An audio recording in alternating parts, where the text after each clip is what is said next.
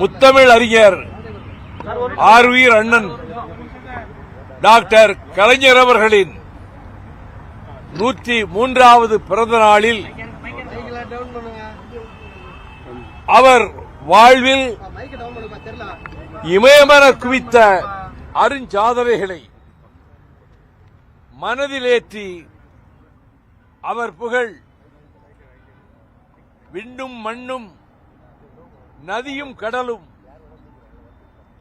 தமிழகமும் இருக்கும் வரை நிலை பெற்று வாழும். அவர் முக்கடல்கள் சந்திப்பில்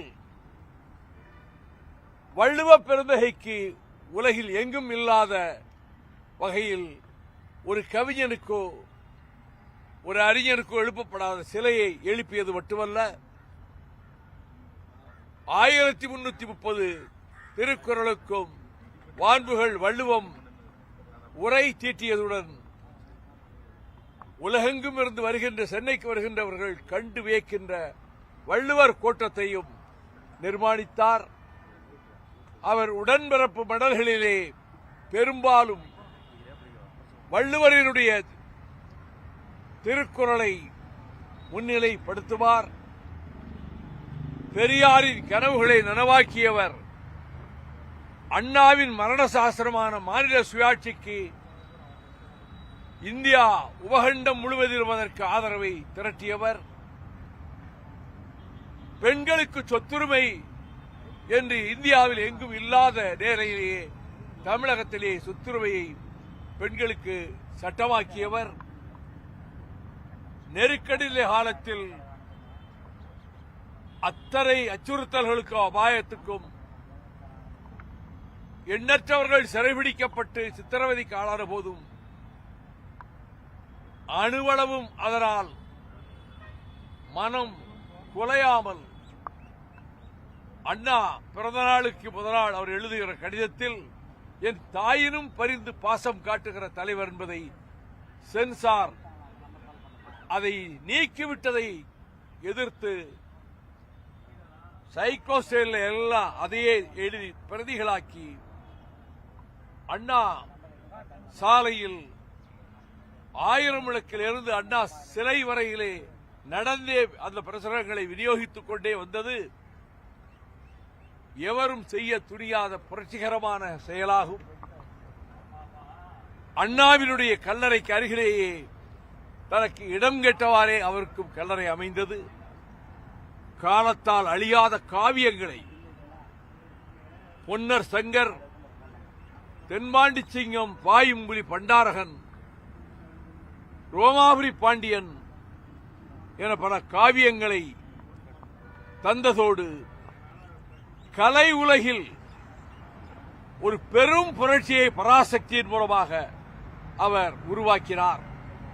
பல ஆண்டுகளுக்கு பிறகு துலாபாரம் என்ற பெயரில் மலையாளத்தில் அதே கருவை கொண்டு படம் எடுக்கப்பட்ட போது இது 50 ஆண்டுகளுக்கு முன்னாலே இந்த கருத்தை வைத்து திரையுலகில் புரட்சியை ஏற்படுத்தியவர் டாக்டர் கலைஞர் என்று அத்தனை எழுத்தாளர்களும் புகழ்கின்ற வகையில் கலை உலகில்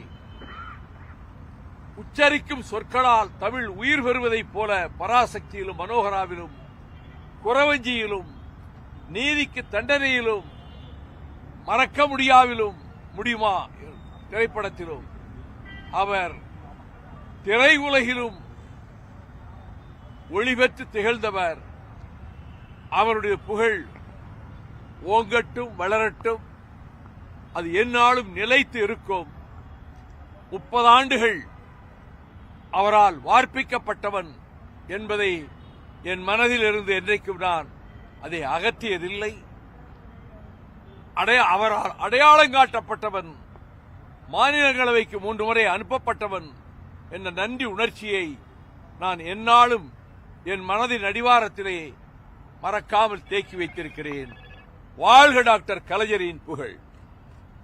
முதலமைச்சர் கூறிய கருத்துக்கள், அதாவது தேமுக சின்னத்தில் போட்டியிடணும் சொல்லி நிர்பந்தித்தாங்க அப்படின்னு சொன்னக்கூடிய கருத்து என்பது நாங்கள் எதிர்பார்த்த கருத்து தான். தாவேகாவிற்கு மதிமுக ஆதரவு அளிக்கும். இது வைகோ சொன்னதில் எந்த விதமான ஆச்சரியமும் இல்லை அப்படின்னு சொல்லிட்டு திமுக தரப்புல இருந்து சொல்றாங்க.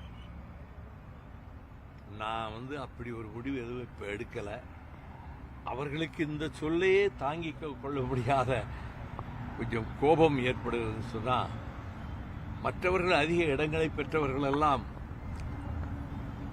அவர்கள் இந்த கூட்டணியில் இருந்தவாறே தாவேகாவுக்கு ஆதரவு கொடுத்து அமைச்சரவையிலும் சேர்ந்து விட்டார்களே. அப்படிப்பட்ட எந்த முடிவும் நாங்கள் எடுக்கவில்லையே. அது சகோதரர்கள் கோபப்பட்டாலும் அது உரிமையோடு அவர்கள் கொள்ளுகிற கோபம் என்று நான் எடுத்துக்கொள்வேன். நன்றி.